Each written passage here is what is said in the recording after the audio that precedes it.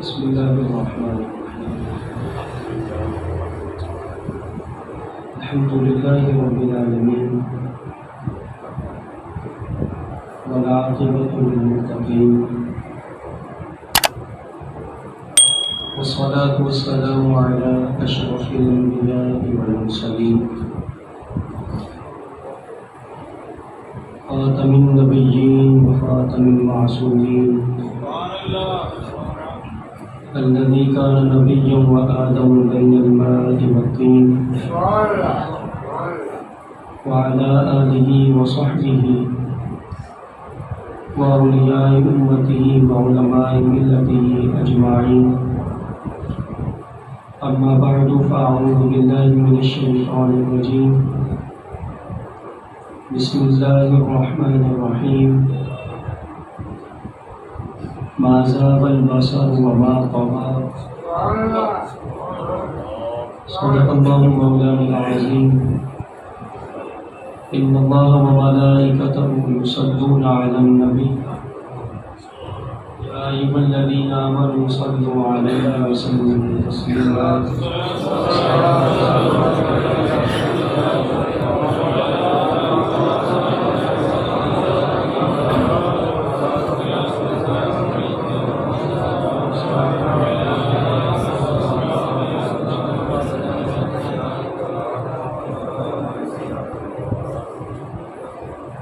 مولاي صل وسلم دائما أبدا على حبيبك خير الخلق كلهم.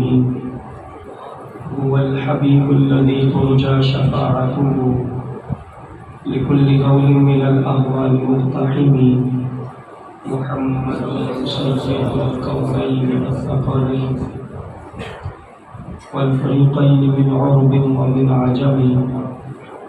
يا رب بالمصطفى بلغ مقاصدنا واغفر لنا ما مضى يا واسع الكرم.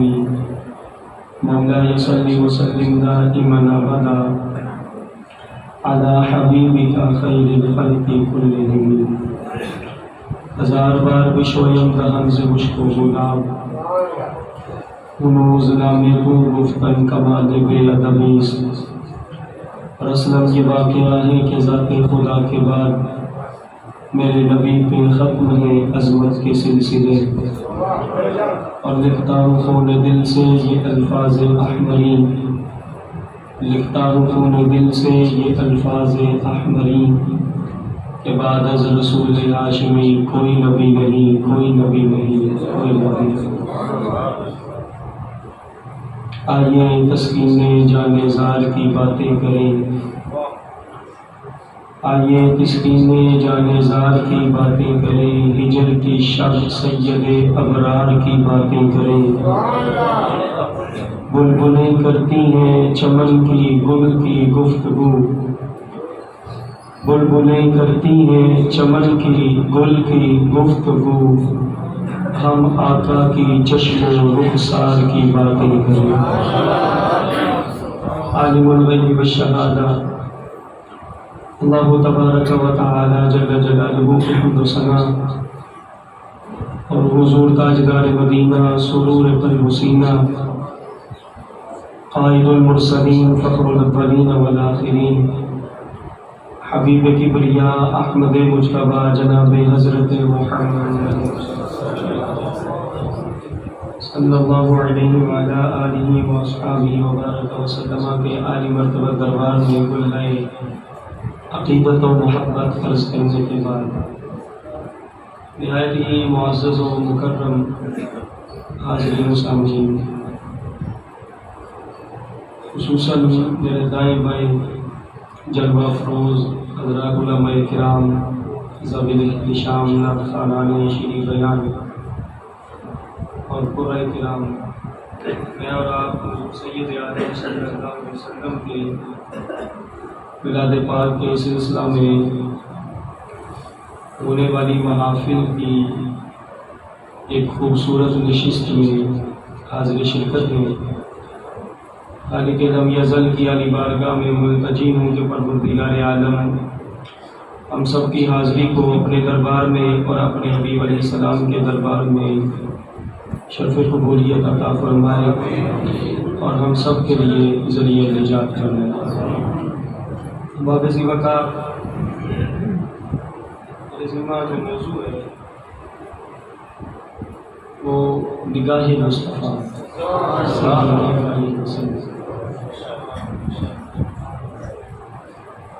کریم آقا صلی اللہ علیہ وسلم کی ہر ادا محبوب پاک صلی اللہ علیہ وسلم کا ہر وصف اس کا تعلق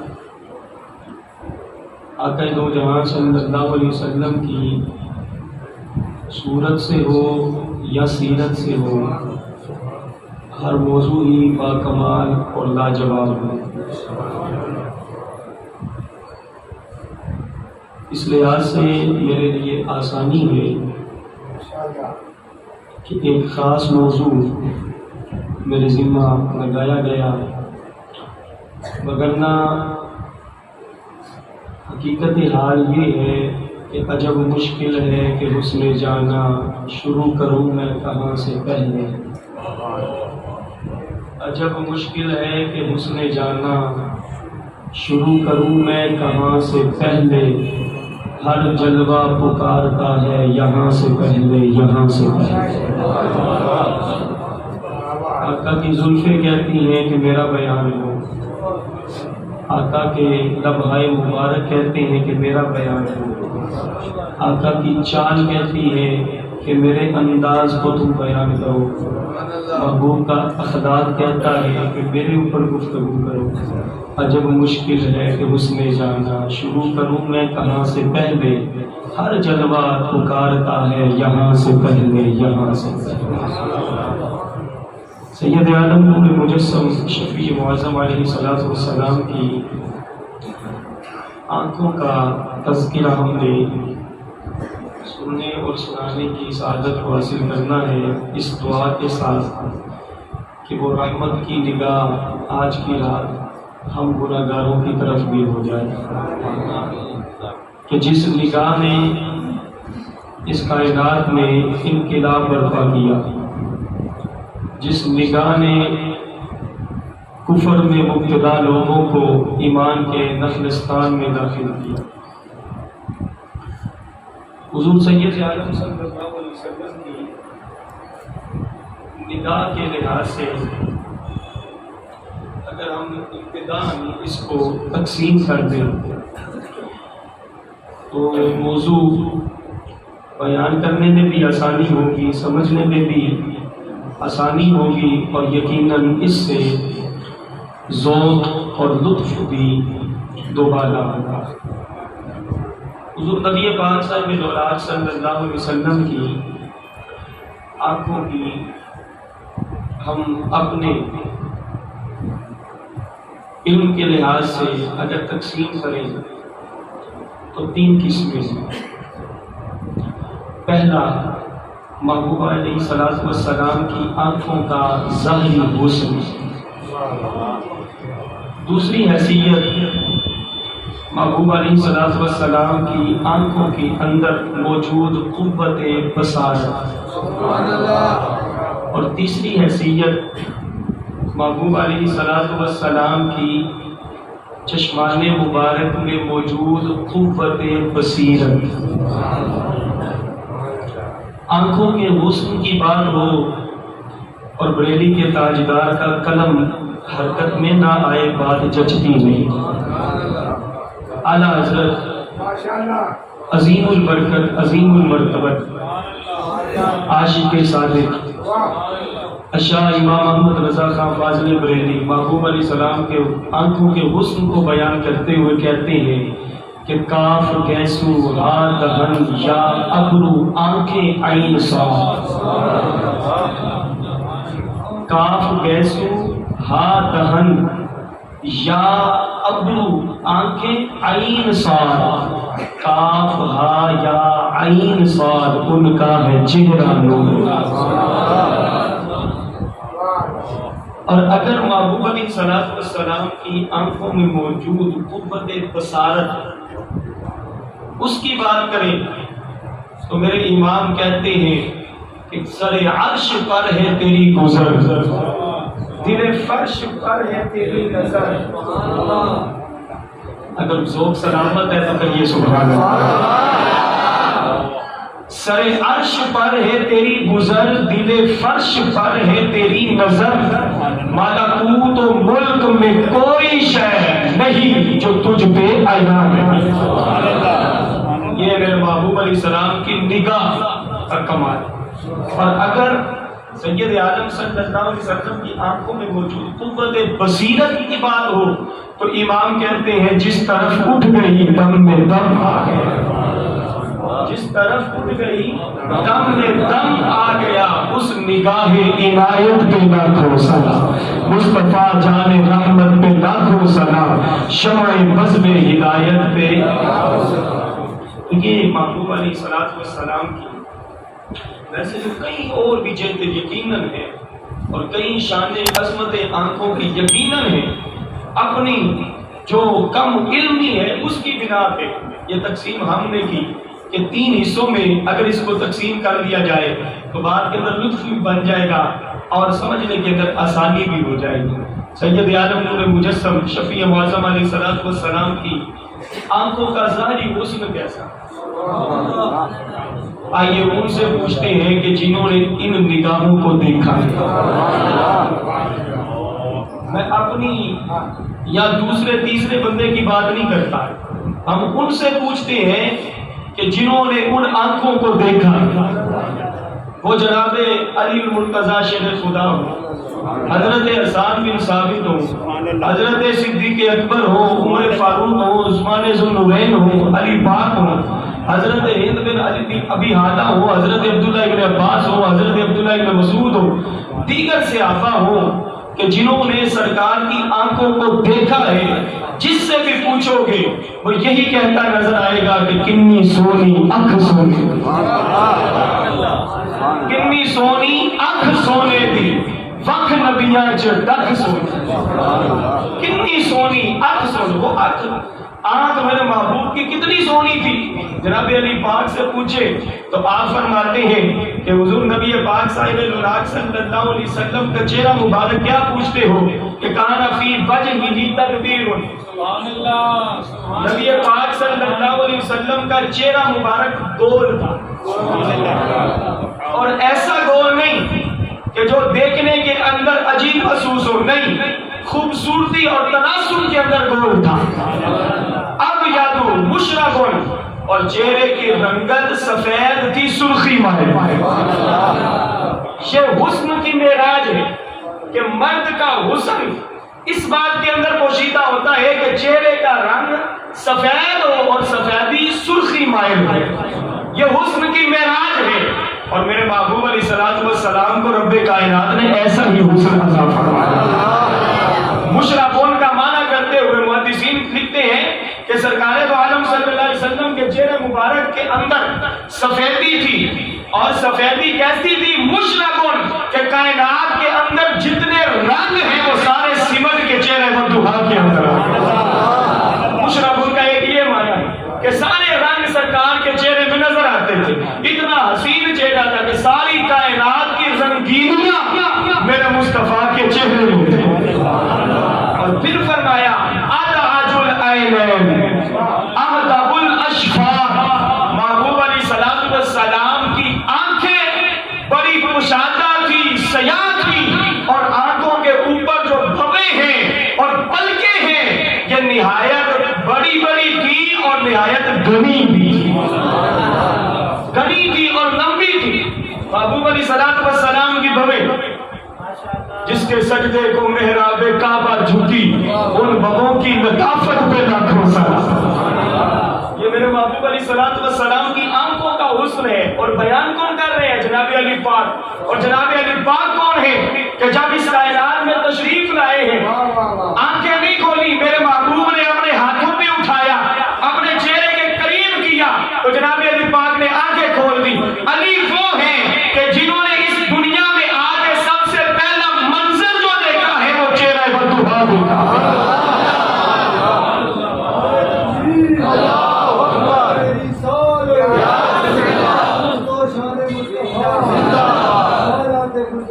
زندہ زندہ۔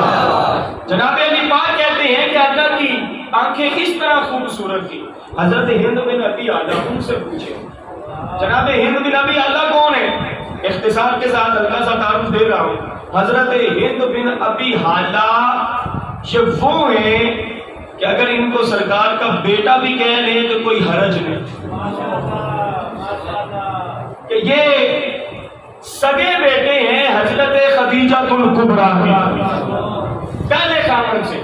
اور جب ہمارے محبوب علیہ الصلوۃ والسلام نے ام المومنین محبوب کائنات حضرت خدیجہ الکبریٰ رضی اللہ تعالی عنہا سے نکاح فرمایا تو آپ کے یہ بیٹے آپ کے گھر آپ کے ساتھ مصطفیٰ کریم کے گھر تشریف لائے اور انہوں نے پرورش پائی ہے جناب رسول پاک صلی اللہ علیہ وسلم سے۔ رسول پاک صلی اللہ علیہ وسلم کے تربیت یافتہ ہے، بچپن سے لے کے آخر تک محبوب علیہ الصلوۃ والسلام کے جلووں کو دیکھا ہے اور ان کو وصاف رسول بھی کہا جاتا ہے کہ کریم آقا صلی اللہ علیہ وسلم کا حلیہ مبارک جتنی وضاحت کے ساتھ حضرت ہند بن ابی اعلیٰ نے بیان کیا ہے یہ انہی کا خاصہ ہے۔ اور حضرت ہند بن ابی اعلیٰ بیٹے ہیں حضرت خدیجہ الکبریٰ کی، اور حضرت خدیجہ الکبریٰ محبوب علیہ الصلوۃ والسلام کی وہ محبوبہ زوجہ ہے کہ جب تک آپ کا وصال نہیں ہوا محبوب علیہ السلام نے کوئی دوسرا نکاح نہیں فرمایا۔ محسنہ اسلام ہے حضرت خدیجہ الکبریٰ کہ اسلام کو اس وقت اپنا مال دیا جب ہر ایک اپنا مال روک کے بیٹھے ہوئے تھا۔ نبی علیہ الصلوۃ والسلام ان کے ساتھ بڑی محبت کا اظہار کیا کرتے ہیں۔ حضرت عائشہ صدیقہ رضی اللہ تعالی عنہا کے ساتھ بھی نبی پاک صلی اللہ علیہ وسلم کا بڑا پیار تھا، بڑی محبت تھی۔ حضرت عائشہ فرماتی ہیں کہ مجھے کبھی کسی اور زوجہ کے اوپر رشک نہیں آیا کہ سرکار اس کے ساتھ اتنا پیار کرتے ہیں اتنا پیار کرتے ہیں اتنا پیار کرتے ہیں، کیوں کہ سرکار میرے ساتھ بہت ہی پیار کرتے ہیں۔ مجھے کبھی کسی کے اوپر رشک نہیں آیا تھا، ہاں اگر رشک آیا تو حضرت خدیجہ پہ آیا۔ وہ حالانکہ اس دنیا سے پردہ کر چکی تھی لیکن مجھے ان پہ رشک آتا کہ دنیا سے پردہ فرمانے کے باوجود میرے محبوب اکثر ان کا ذکر کیا کرتے تھے، ان کی وفاؤں کو یاد کیا کرتے تھے، ان کے احسانوں کو یاد کیا کرتے تھے اور خوش ہو کے کہا کرتے تھے کہ خدیجہ وہ ہے کہ جس کے بدن سے رب کائنات نے مجھے اولاد عطا فرمائی ہے۔ سرکار کی ساری اولاد ماسوا حضرت ابراہیم رضی اللہ تعالی عنہ کے ساری اولاد 4 صاحبزادیاں 2 صاحبزادے حضرت خدیجہ الکبریٰ کے بدن ادلک سے۔ اور فرماتی ہیں اکثر سرکار بکری ذبح کرتے اور بکری کا گوشت کرنے کے بعد حضرت خدیجہ الکبریٰ کی سہیلیوں کے گھر بھیجا کرتے تھے۔ یوں پیار محبوب حضرت خدیجہ الکبریٰ سے فرماتے۔ ان کے بیٹے حضرت ہند بن ابی اعلیٰ نبی علیہ السلام کے گھر میں پرورش پائی ہے، محبوب علیہ الصلوۃ والسلام نے تربیت فرمائی ہے۔ وہ نقشہ بیان کرتے ہیں سید عالم صلی اللہ علیہ وسلم کی آنکھوں کا فرماتے ہیں ازج العینین، نبی علیہ الصلوۃ والسلام کی آنکھیں بڑی خوبصورت تھی، بڑی خوبصورت تھی محبوب علیہ الصلوۃ والسلام کی آنکھیں، اور نبی علیہ الصلوۃ والسلام کی پلکیں گھنی تھی لمبی تھی اور ان کے اندر ایک خم تھا۔ یہ جو اعلیٰ حضرت نے تشبیہ دی ہے نا یا ابرو آنکھیں ہیں، یا کو ابرو جو ہے اس کو یا کے ساتھ یا کے اندر بھی خم ہوتا ہے، یا کیوں لکھی جاتی ہے، تو سرکار کے جو ابرو ہیں ان کے اندر ہلکا سا خم تھا، اتنی خوبصورت تھی سرکار کے یہ ابرو، اور فرماتے ہیں گھنے تھے آپس میں ملے نہیں ہوئے تھے، اور ماتھے کے اوپر درمیان میں ایک رگ تھی جو ذرا غصے کے وقت مزید نمایاں ہو جاتی تھی، حسن کو چار چاند لگا دیتی تھی۔ غضب کے عالم جب سرکار کبھی غضب میں ہوتے تو وہ رگ نمایاں ہو جاتی، اور ایسا نہیں کہ وہ جب رگ نمایاں ہوتی تھی تو وہ حسن کو کم کرتی تھی، کہتے ہیں نہیں سرکار پہلے ہی بڑے سونے تھے لیکن جب وہ رگ نمایاں ہوتی تھی سرکار اور سونے لگنے لگ جاتے تھے۔ اور گرامی کے حضرات پھر جس نے بھی سرکار کے حسن کو بیان کیا ہے اس نے کہا کان رسول اللہ، آقا تھے،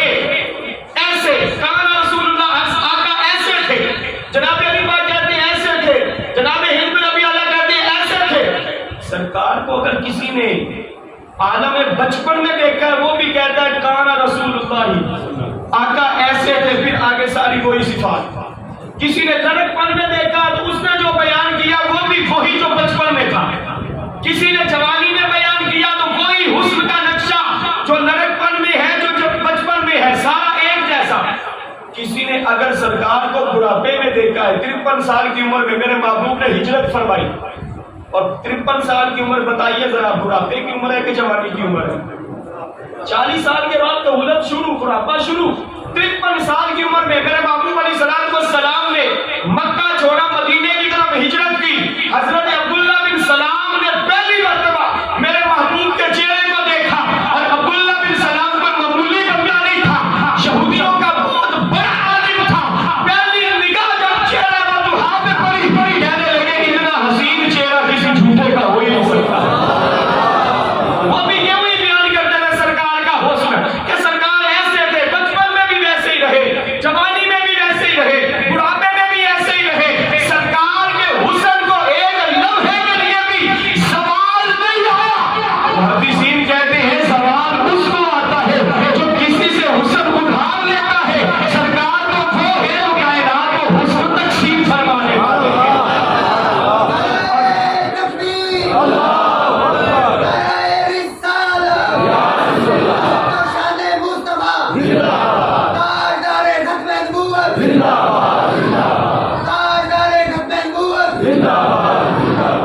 کانا رسول اللہ، اس کی شرح کے اندر محدثین نے لکھا ہے کہ کانا رسول اللہ، آقا تھے.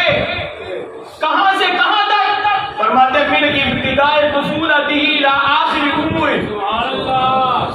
بچپن سے لے کے عمر کے آخری حصے تک سرکار کا حسن سٹل ایک جیسا تھا، بالکل تبدیلی نہیں آئی، ایک جیسا رہا سرکار کا حسن. گرامی قدر حضرات، سرکار تو بڑھاپے کے اندر انسان کا حسن ڈھلک جاتا ہے، چہرہ ڈھلک جاتا ہے. یہ جو جسم کے اوپر یہ کھلڑی ہے یہ ڈھلک جاتی ہے، لیکن سرکار دو عالم صلی اللہ علیہ وسلم کی نہیں. اور سرکار جس کو یہ وصف عطا فرما دے اس کی بھی نہیں. آپ نے وہ واقعہ سنا ہوگا کہ ایک صحابی تھے، ان کو بچپن کے اندر سرکار نے ان کے سر کے اوپر ہاتھ رکھا تھا. بڑھاپے میں ان کا پورا سر سفید ہو گیا تھا، لیکن جہاں سرکار کا ہاتھ تھا وہ اب بھی بال سنا کے سنا. کیوں زندگی ملتی ہے سرکار کے جسم مبارک سے.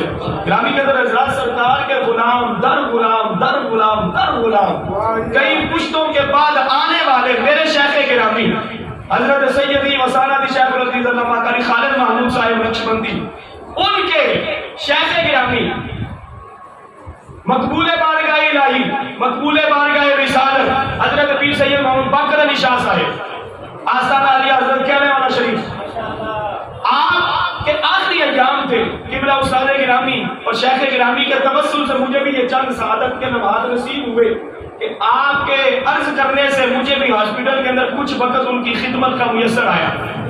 وہ نیشنل ہاسپٹل میں ایڈمٹ تھے آخری ایام میں.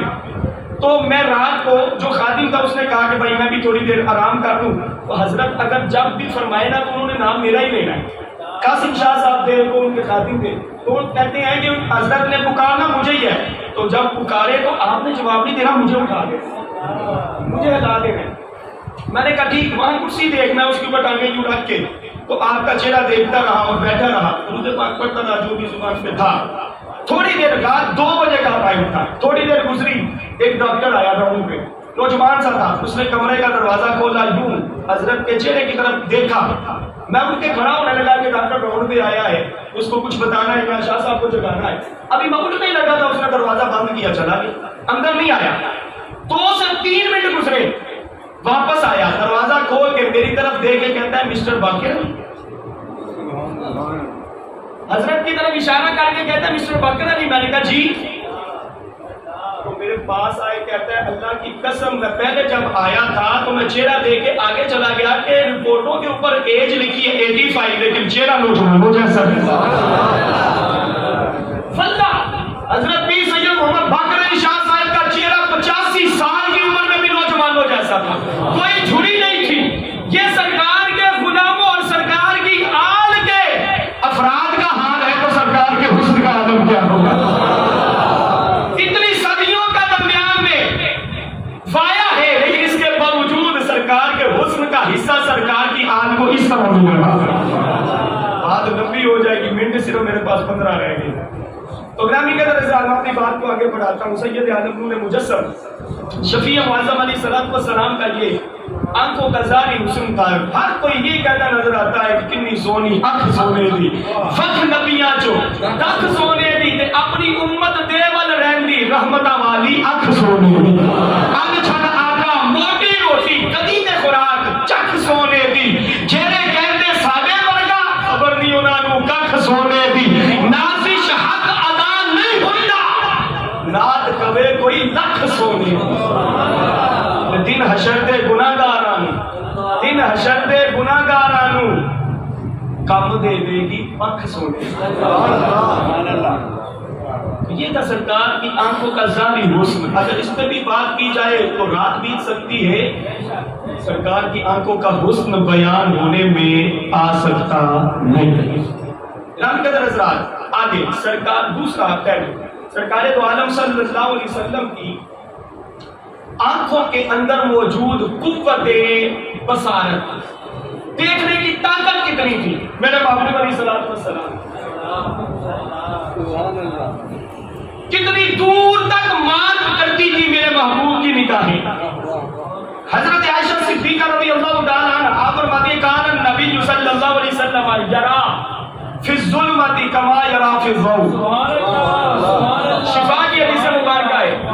میدان النبوہ کے اندر حدیث موجود ہے. حضرت عبداللہ ابن عباس آپ فرماتے ہیں کہ ان نبی صلی اللہ علیہ وسلم یرا بالنہار یرا باللیل فی الظلمۃ کما یرا بالنہار فی الضوء. ان النبی صلی اللہ علیہ وسلم یرا باللیل فی الظلمہ کما یرا بالنہار فی الضوء.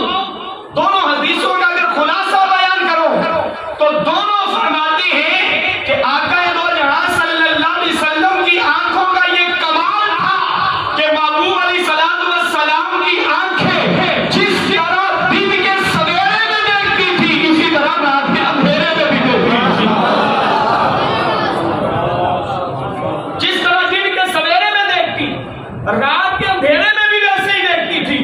محبوب علیہ الصلوۃ والسلام دیکھنے کے لیے نہ دن کی روشنی کے محتاج تھے اور نہ ہی رات کی تاریکی محبوب کو دیکھنے سے مانے تھی. محبوب دن کے اجالے میں بھی دیکھتے تھے رات کے اندھیرے میں بھی دیکھتے تھے. بالکل ایک جیسا دیکھتے. گرامی کے حضرات کہ ہمیں بھی رب تعالیٰ نے دیکھنے کے لیے آنکھیں عطا کی. ان آنکھوں میں دیکھنے کے لیے رب تعالیٰ نے نور رکھا ہے. نور رکھا ہے. اگر ہم دیکھ رہے ہیں تو اس نور کی بدولت بشر کی آنکھ میں رب نے نور رکھا یہ بتانے کے لیے کہ بشر اور نور جمع ہو سکتے ہیں. میرا موضوع نہیں ہے وغیرہ اس پر بھی بات ہوتی. میں آگے چلتا ہوں. نبی علیہ الصلوۃ والسلام کی آنکھوں کے اندر دیکھنے کی طاقت. ہماری آنکھوں میں جو نور ہے اس نور کی بدولت ہم دیکھ رہے ہیں. لیکن یہ نور محتاج ہے اس خارجی نور کا. ابھی آپ لائٹیں بند کر دیں جیسے 9 بجے فرما رہے تھے کہ ہو جانی ہے. پھر ہمیں کچھ بھی نظر نہیں آئے گا اگر ساری بند ہوگی. یو پی ایس نہ ہوا تو اندھیرا اگر ہو گیا تو ابھی مجھے وہ بزرگ جو وضو خانے کی چوکیوں میں بیٹھے ہوئے ہیں وہ بھی نظر آ رہے ہیں. لیکن اگر اندھیرا ہو جائے گا میری آنکھوں کا نور پھر بھی موجود ہے لیکن اپنی جھولی میں پڑی اس کتاب کو بھی میں نہیں دیکھ پاؤں گا. پتہ کیا چلا کہ ہماری آنکھوں کا نور محتاج ہے خارجی نور کا, خارجی روشنی کا. اندھیرا ہو تو نظر نہیں آتا. مجھے کہنے دو کہ جو آنکھوں میں نور ہونے کے باوجود خارجی نور کا محتاج ہو وہ بشر ہے. اور جو بشر آنکھوں میں نور ہونے کے باوجود خارجی نور کا محتاج ہو اس کی آنکھ میں فقط نور ہے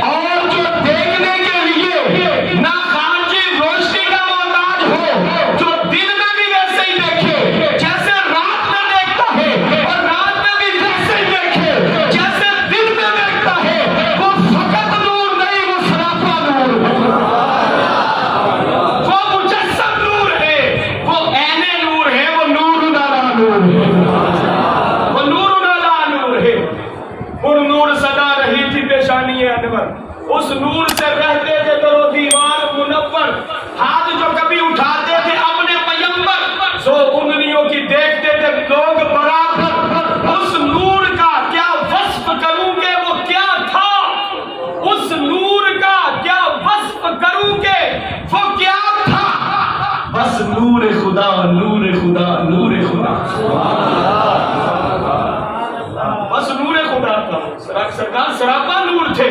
اور بریلی کے تاجدار بولے تو کہنے لگے صبح طیبہ میں ہوئی، بڑھتا ہے بارہ نور کا، صدقہ لے لے نور کا، آیا ہے تارا نور کا، اور باغ طیبہ میں سہانا پھول پھولا نور کا، مست بو ہے بلبلے پڑتی ہے نغمہ نور کا، اور جو گدا دیکھو لیے جاتا ہے توڑا نور کا، نور کی سرکار ہے کیا اس میں توڑا نور کا، اور میں گدا تو بادشاہ، میں گدا تو بادشاہ، بھر دے پیالہ نور کا، نور دن تو نہ گیا دے ڈال صدقہ نور کا، اور نور کی سرکار سے پایا تو شالہ نور کا، ہو مبارک سنوں میں تم کو یہ جوڑا نور کا، اور تیری نسل پاک میں ہے بچہ بچہ نور کا، اگر تو ہے میں نور تیرا سب کا نعرہ رسالت، عظمت و شان مصطفیٰ، مقام مصطفیٰ، نگاہ مصطفیٰ۔ گرامی قدر حضرات، ایک حدیث مبارکہ سرکار دو عالم صلی اللہ علیہ وسلم کی قوت بصارت پہ، اور ایک حدیث مبارکہ قوت بصیرت پہ عرض کر کے اپنی گفتگو کو سمیٹتا ہوں۔ حضرت ابو ہریرہ رضی اللہ تعالیٰ عنہ حدیث مبارکہ کے راوی سے حدیث مبارکہ ہے، آپ فرماتے ہیں کہ سید عالم نور مجسم شفیع معظم علیہ الصلوۃ والسلام جلوہ افروز تھے، عطا عربی نبی صلی اللہ علیہ وسلم، ایک عربی بندہ دیہاتی سادہ سا جسے ہم بیٹو بھی کہہ سکتے ہیں، وہ سرکار کی بارگاہ میں آیا اور آ کے عرض کی دلنی علی عمل اذا عملته دخلت الجنہ، آقا مجھے وہ عمل بتا دیجئے کہ جب میں اس عمل کو کروں تو میں جنت میں داخل ہوں۔ میرے بھائی یہ صحابہ کا انداز تھا، صحابہ ہر وقت اس مگن رہتے کہ ہم آخرت کے لیے کچھ کر جائیں، جنت کی صفتیں سنتے تھے اور اس کے طلبگار بن گئے۔ خود اپنے آپ سے پلان سیٹ نہیں ہوا کہ جنت میں کیسے حاصل کر سکوں گا، سرکار کی بارگاہ میں آنا، کیا وادی جنت ہے ان سے جا کے پوچھے کہ جنت ہمیں ملے گی کیسے۔ بھائی ہمیں بھی اپنی زندگی کا کوئی مقصد بنانا چاہیے، اگر خود سے نہیں بنتا تو جن کے بنے ہوئے ہیں ان سے جا کے پوچھ لیں، اللہ والوں کے پاس جائیں، ان سے جا کے پوچھیں بھائی ہمیں بھی بتائیں کہ ہم اپنی زندگی کا مقصد کیا بنائیں، کس طرح ہماری آخرت کے اندر نجات ہو سکتی ہے، ہم کامیاب و کامران ہو سکتے ہیں۔ آپ ہمارے لیے کو پلان جو ہے وہ مرتب کر دیں، اگر خود سے نہیں بنتا تو کسی سے بنوا لیں، لیکن کچھ کریں ضرور کریں۔ صحابہ آتے تھے سرکار کے بارے میں، کئی ایسی حدیث علماء موجود ہیں، سیاستہ بڑی بڑی دیگر کتب حدیث بڑی بڑی ہیں کہ ایک صحابی آئے، دو آئے، پورا وفد آیا، قبیلہ آیا، کس لیے؟ اگر کچھ بتا دیجیے آخرت کے اندر نجات ہو جائے۔ وہ مائنڈ سیٹ اپنا بنوانے کے لیے آتے تھے، فکر تھی انہیں، ہمیں بھی کچھ فکر کرنی چاہیے۔ اگر وہ عمل بتائے کہ جب میں اس عمل کو کروں تو میں جنت میں داخل ہو جاؤں، تو نبی پاک صلی اللہ علیہ وسلم نے ارشاد فرمایا تعبد اللہ ولا تشرک به شیئا، اللہ کی عبادت ایسے کرو کہ اس کے ساتھ کسی کو شریک نہ ٹھہراؤ۔ تقیم الصلاۃ المکتوبہ، فرض نمازوں کی ادائیگی کرو، وتؤدی الزکاۃ المفروضہ، جو زکوٰۃ تمہارے اوپر فرض ہے اس کو ادا کرو، وتصوم رمضان، اور رمضان کے روزے رکھو۔ جب یہ عمل تم کرو گے تو تمہارا جو مقصد ہے جنت میں داخلے کا، رب تمہیں عطا فرما دے گا۔ وہ صحابی کہتے ہیں والذی نفسی بیدہ ما انقص علی ھذا شیئا ولا ازید، آقا اس ذات کی قسم ہے کہ جس کے قبضہ قدرت میں میری جان ہے، آپ نے جو بتایا ہے اس سے نہ کچھ زائد کروں گا اور نہ ہی اس کے اندر کچھ کمی کروں گا۔ جو آپ نے وظیفہ بتا دیا بیلی ہی میں ایسے ہی کرتا رہوں گا۔ اب مجھے کسی اور وضاحت کی ضرورت نہیں، میری زندگی کا نصاب مجھے مل گیا، جنت میں داخلے کا ٹکٹ مجھے مل گیا، اب میں بقیہ زندگی ایسے ہی گزاروں گا۔ فلما بلّا، جب وہ بندہ پھر کے واپس گیا، قال النبی صلی اللہ علیہ وسلم، تو وہاں موجود جو صحابہ تھے جناب ابو ہریرہ فرماتے ہیں کہ سرکار نے ان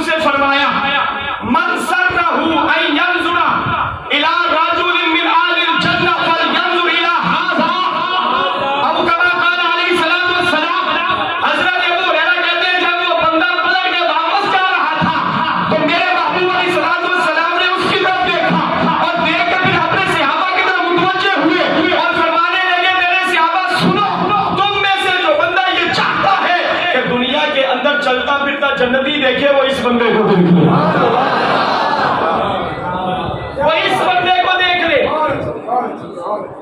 اب سرکار کی نگاہ کی وسعت دیکھو کہاں تک ہے، رب نے کتنا میرے محبوب علیہ الصلوۃ والسلام کی آنکھوں کو عروج عطا کیا ہے۔ نگاہ نبوت ابھی سے جانتی ہے کہ یہ بندہ اپنی بقیہ زندگی اعمال حسنہ پہ گزارے گا، خاتمہ اس کا ایمان پہ ہوگا، روز محشر حساب کے اندر پاس ہو جائے گا، جنت میں داخل ہو جائے گا۔ ابھی جنت بہت دیر کے بعد ملتی ہے، وہاں کا داخلہ بہت دیر کے بعد، حشر برپا ہوگا، حساب و کتاب ہوگا، پھر جنتی جنت میں جائیں گے۔ لیکن نگاہ مصطفیٰ ابھی سے یہ سارا منظر دیکھ رہی تھی، اور صرف دیکھ کے اپنے پاس نہیں رکھا، سرکار نے فرمایا رب نے مجھے یہ فضیلتیں اور شانیں عطا کی ہے، اے میرے صحابہ تم بھی ان شانوں سے محروم نہ رہو، اگر دیکھنا چاہتے ہو تو اس بندے کو دیکھ لو، یہ جنتی جا رہا ہے۔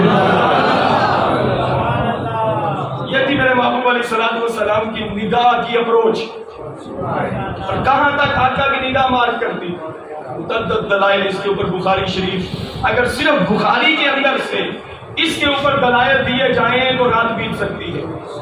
اور یہ بھی بات یاد رکھنا کہ جو بخاری کہتے ہیں، ان کے اپنے بڑوں نے انہی حدیثوں پہ نشان لگوائے ہیں، دورہ کرواتے ہوئے پتر اے حدیث بیان نہیں کرنی، سارے مسلک کے خلاف ہے۔ بخاری کے اندر نشان لگواتے ہیں کہ یہ والی حدیث بیان نہیں کرنی۔ ایسی سرکار کی شان اور عظمت بخاری کے اندر موجود ہے۔ بنا عشق نبی جو پڑھتے ہیں بخاری، آتا ہے بخاری، ان کو نہیں آتی بخاری۔ بغیر عشق نبی کے بخاری آتی نہیں ہے۔ بخاری شریف یہ عشق مصطفیٰ کا بہت عظیم نصاب ہے، بہت عظیم نصاب ہے۔ گرامی قدر حضرات، ایک بات سرکار دو عالم صلی اللہ علیہ وسلم کی جو قوت بصیرت ہے کہ آقا کی نگاہ کرم کیا کیا کرتی، لوگوں کے حالات کس طرح بدلتی۔ شیبہ بن عثمان ایک فرد تھے، کہتے ہیں حضرت ابو نعیم نے دلائل النبوہ کے اندر اس کو ذکر کیا ہے، کہتے ہیں کہ میں جنگ حنین کے اندر کفار کی طرف سے مسلمانوں کے خلاف لڑ رہا تھا۔ جنگ حنین کے بعد ایک دن بیٹھے بیٹھے مجھے خیال آیا کہ زندگی کا ذوق، رونق سب کچھ ختم ہو گیا، کیونکہ جنگ حنین کے اندر میں مسلمانوں کے خلاف لڑا۔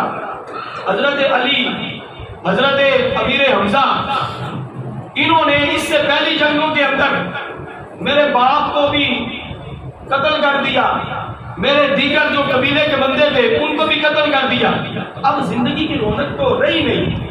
تو جنگ حنین کے بعد میں نے کہا، بلکہ جنگ حنین کے اندر، یہ جنگ حنین کا ہی واقعہ کہتے ہیں کہ جب جنگ حنین ہوئی تو پھر میرے ذہن میں یہ خیال آیا کہ بدر کے اندر حضرت علی المرتضیٰ، حضرت امیر حمزہ نے میرے خاندان کے لوگوں کو قتل کر دیا، خود میرے باپ کو قتل کر دیا، تو کیوں نہ آج میں ان کے رسول کو نعوذ باللہ قتل کر دوں۔